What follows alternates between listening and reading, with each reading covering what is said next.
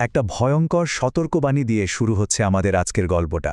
কালিয়ার বন থেকে নাকি কেউ ফেরে না, কিন্তু সোনা আর টিয়া এই দুই বোনের কাছে এই নিষিদ্ধ বনই হয়ে উঠল ওদের মুক্তির একমাত্র ঠিকানা।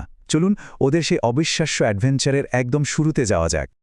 শুরুতেই এই কথাটা, কালিয়ার বন থেকে যে আস্ত কেউ ফেরে না। ভাবুন তো, কি ভয়ঙ্কর একটা কথা। এই একটা লাইনই যেন পুরো বনটাকে একটা রহস্যের চাদরে ঢেকে রেখেছে। আর ঠিক এখানেই, মানে এই বনেই পালিয়ে যাওয়ার প্ল্যান করে সোনা আর টিয়া। প্রশ্নটা তো এখানেই, তাই না? কেন কেন ওরা এমন একটা খতরনাক জায়গায় যেতে চাইবে? গল্পের শুরুটা কিন্তু কোনো জাদুর রাজ্যে নয়, বরং সোনা আর টিয়া নিজেদের বাড়িতেই। কিন্তু সেই বাড়িতেই ওরা এতটাই একা আর উপেক্ষিত বোধ করছিল যে ওরা এমন একটা সিদ্ধান্ত নিয়ে ফেলল যা কেউ ভাবতেও পারেনি। একবার ভাবুন তো, বাড়িতে একগাদা নতুন খেলনা এসেছে, কিন্তু তার একটাও আপনার জন্য না। ঠিক এই ঘটনাই ঘটল সোনা আর টিয়ার সঙ্গে। ওদের দেখাশোনার দায়িত্বে থাকা আম্মা সোজাসুজি বলে দিল এই সব খেলনা ওদের পিস্তুত ভাইয়ের জন্য। চোখের সামনেই খেলনাগুলো আলমারির মাথায় তুলে রাখা হলো, ওদের নাগালের একেবারে বাইরে। শুধু খেলনা নয়, খাবার নিয়েও একই অবস্থা। পিসির পরিবারের জন্য দারুণ সব মিষ্টি বানানো হচ্ছে, কিন্তু সোনা টিয়ার জন্য এক টুকরো বরাদ্দ নেই। ছোট বোন টিয়া যখন একটু নারকেল কুচো নিতে গেল, আম্মার সে কি বকুনি, এসব নাকি শুধু অতিথিদের জন্য। এই অবহেলা আর সহ্য করা যাচ্ছিল না। নিজেদের একদম একঘরে মনে হচ্ছিল ওদের। তখন বড় বোন সোনা ছোট বোনের হয়ে রুখে দাঁড়াল। ওর গলায় ছিল অভিমান আর একরাশ জেদ। বেশ, ওদেরই খাও, আমাদের কিচ্ছু চাই না। আর ঠিক এই মুহূর্তেই গল্পটা একটা বড় মোড় নিল। দুই বোন মিলে ঠিক করে ফেলল এই বাড়িতে আর এক মুহূর্ত না। ওদের একমাত্র রাস্তা হলো পালিয়ে যাওয়া। আর যাবেটা কোথায়? সোজা সেই কালিয়ার বনে, যেখানে যেতে ওদেরকে সব সময় বারণ করা হয়েছে। সিদ্ধান্ত তো নেওয়া হলো, কিন্তু বাড়ি থেকে পালানো কি আর মুখের কথা? চলুন দেখি আম্মাকে এড়িয়ে দুই বোনের সেই দুঃসাহসিক জার্নির শুরুটা ঠিক কেমন ছিল। প্রথমে তো আম্মা ওদের কথাটাকে পাত্তাই দিল না। ভাবল এ আর এমন কি, বাচ্চাদের ছেলে মানুষই আর কি। তাই সে বরং মজা করেই বলল, যাও না, গিয়ে মজাটা বোঝো। সে ভাবতেই পারেনি যে ওরা সত্যি সত্যি এই কাজটা করে ফেলবে। কিন্তু এখানে গল্পের একটা খুব ইন্টারেস্টিং ব্যাপার আছে, আর সেটা হলো শিক্ষার জোর। আম্মা যখন পুরনো দিনের মতো বাঘের ভয় দেখাতে গেল, মেয়েরা আর ভয় পেল না, ওরা তো এখন স্কুলে পড়ে। তাই বেশ আত্মবিশ্বাসের সাথেই বলে দিল, শিকারীরা তো সব বাঘ মেরেই ফেলেছে, পুরনো দিনের কুসংস্কার দিয়ে ওদের আর আটকানো যাচ্ছে না। আর ওদের পালানোর প্ল্যানটা দেখুন, কি সহজ কিন্তু কি দারুণ এফেক্টিভ। প্রথমে পেছনের বারান্দার যে জালের দরজাটা ওটা খুলল, তারপর খিড়কি দৌড় দিয়ে একেবারে চম্পট। আর সবচেয়ে ক্লেভার পার্ট কোনটা জানেন? বাইরে থেকে ছিটকিনিটা আটকে দেওয়া।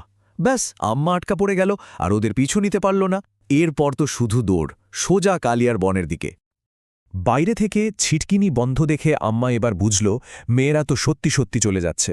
তখন সে তার শেষ অস্ত্রটা ব্যবহার করল, আর সেটা হলো ভয়। কালিয়ার বনকে নিয়ে যত ভয়ঙ্কর গল্প জানা ছিল সব একটার পর একটা বলতে শুরু করল। আম্মার গল্পের ঝুলি যেন খুলে গেল। সে এমন এক লোকের গল্প শোনাল যার গায়ে নাকি রহস্যময় ফোসকা উঠেছিল। মনে করিয়ে দিল ১৫ বছর আগে হারিয়ে যাওয়া প্রতিবেশী পানোয়ার কথা। এমনকি এক অদ্ভুত জন্তুর ভয় দেখাল, যার চামড়া নাকি এত শক্ত যে গুলিও ঢোকে না। আম্মা মরিয়া হয়ে চেষ্টা করছিল যদি এই ভয়ঙ্কর গল্পগুলো শুনে মেয়েরা থেমে যায়। কিন্তু আম্মার এই ভয় দেখানোর চেষ্টা একদমই কাজে দিল না। এখানে আবারও প্রমাণ হল শিক্ষার আসল জোরটা কোথায়। মেয়েরা এখন অনেক বেশি আত্মবিশ্বাসী। তারা এসব পুরনো কুসংস্কারকে গাঁজাখুরি গল্প বলে উড়িয়ে দিল। তাদের কাছে তখন ভয় নয়, মুক্তির টানটাই অনেক বেশি শক্তিশালী ছিল। বাড়ি আর আম্মার নাগাল থেকে বেরিয়ে এসে ওদের জার্নিটা একটা অন্যরকম মোড় নিল। কবরস্থানের কাছে ওদের দেখা হলো এক রহস্যময় লোকের সাথে। কবরস্থানের ওই নির্জন পরিবেশে ওদের সামনে এসে দাঁড়ালো ছেঁড়া ফাটা পোশাক পরা এক অদ্ভুত লোক। সে নিজেকে ঘড়িওয়ালা বলে পরিচয় দিল, আর ওদের কাছে একটু খাবার চাইল। মেয়ে দুটো মায়া করে ওদের পুটলি থেকে মুড়ি লজেন্স বের করে দিল। আর ওদের গন্তব্যের কথা শুনেই সেই লোকটা ওদের সঙ্গে হাঁটতে শুরু করল। আর তখনই ঘড়িওয়ালা এক অবিশ্বাস্য সত্যি কথাটা বলল। সে আসলে পালিয়ে বেড়াচ্ছে, কিন্তু কোনো মানুষ বা পশুর থেকে নয়। সে পালাচ্ছে তার নিজেরই তৈরি করা এক আশ্চর্য যন্ত্রমানব মাকুর কাছ থেকে। এমন এক যন্ত্রমানব যে গান গাইতে পারে, অঙ্ক কষতে পারে, রান্না করতে পারে, সব পারে। পারে না শুধু দুটো জিনিস, হাসতে আর কাঁদতে। এই তুলনাটা দেখলেই মাকুর আসল সমস্যাটা বোঝা যায়। সে প্রায় মানুষের মতোই, কিন্তু তার মধ্যে সেই বেসিক অনুভূতিগুলোই নেই যা তাকে সম্পূর্ণ করতে পারে। মানে শুধু কাজ করতে পারাই কি মানুষ হওয়ার জন্য যথেষ্ট? প্রশ্নটা কিন্তু এখানেই। ঘড়িওয়ালার মুখ থেকেই মেয়েরা শুনল মাকুর পুরো গল্পটা। 17টা বছর ধরে অক্লান্ত পরিশ্রম করে সে মাকুকে বানিয়েছিল, কিন্তু একদিন সার্কাসে এক জাদুঘরের জাদুর রাজকন্যাকে দেখে সব হিসেব উল্টে গেল। মাকু তার প্রেমে পড়ে গেল আর মানুষ হতে চাইল। আর মানুষ হওয়ার জন্য তার চাই হাসি আর কান্না, যে দুটো অনুভূতি ঘড়িওয়ালা তাকে দিতে পারেনি। এই অসম্ভব দাবি থেকেই শুরু হলো ওদের সংঘাত। ঘড়িওয়ালার গল্পটা এখানেই শেষ হল না, বরং এটা শেষ হল দুই বোনের কাছে এক মরিয়া অনুরোধ দিয়ে, যা ওদের এই অভিযানটাকে একটা সম্পূর্ণ নতুন দিকে নিয়ে গেল।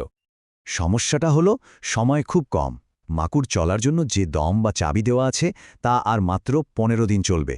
তারপর সে একেবারে অচল অসহায় হয়ে পড়বে, একটা নিথর পুতুলের মতো। আর এখানেই আসল টুইস্টটা। মাকু এত শক্তিশালী, এত বুদ্ধিমান, কিন্তু সে পুরোপুরি স্বাধীন নয়। তার দম দেওয়ার চাবিটা রয়েছে পিঠের ঠিক মাঝখানে, এমন একটা জায়গায় যেখানে তার নিজের হাত কোনোদিনও পৌঁছাবে না। মানে এই একটা ছোট্ট ডিজাইনের জন্য তার বেঁচে থাকাটা অন্যের ওপর নির্ভর করে আছে। আর ঠিক এখানেই ওদের ছোট্ট অভিমানের গল্পটা, মানে বাড়ি থেকে পালিয়ে আসার ব্যাপারটা, হঠাৎ করে একটা জীবন মরণের মিশনে বদলে গেল। ঘড়িওয়ালা ওই অদ্ভুত লোকটা সোনা আর টিয়ার কাছেই সাহায্য চাইল। কেন বলুন তো? কারণ সে বুঝেছিল এই দুটো ছোট্ট মেয়ে আসলে ভীষণ সাহসী। ওরা ভয় পেতে শেখেনি, বরং ভয়কে জয় করতে শিখেছে। তাই হয়তো ওরাই পারবে মাকুকে খুঁজে বের করতে। যে মেয়েরা নিজেদের অধিকারের জন্য বাড়ি ছেড়েছিল, তারা এখন অন্যের জীবন বাঁচানোর একটা বিরাট দায়িত্ব কাঁধে তুলে নিয়েছে। এই নতুন উদ্দেশ্য নিয়ে ওরা পা রাখল সেই রহস্যময় কালিয়ার বনে। কিন্তু আসল প্রশ্নটা হলো, ওরা কি পারবে ফুরিয়ে যাওয়ার আগে মাকুকে খুঁজে বের করতে?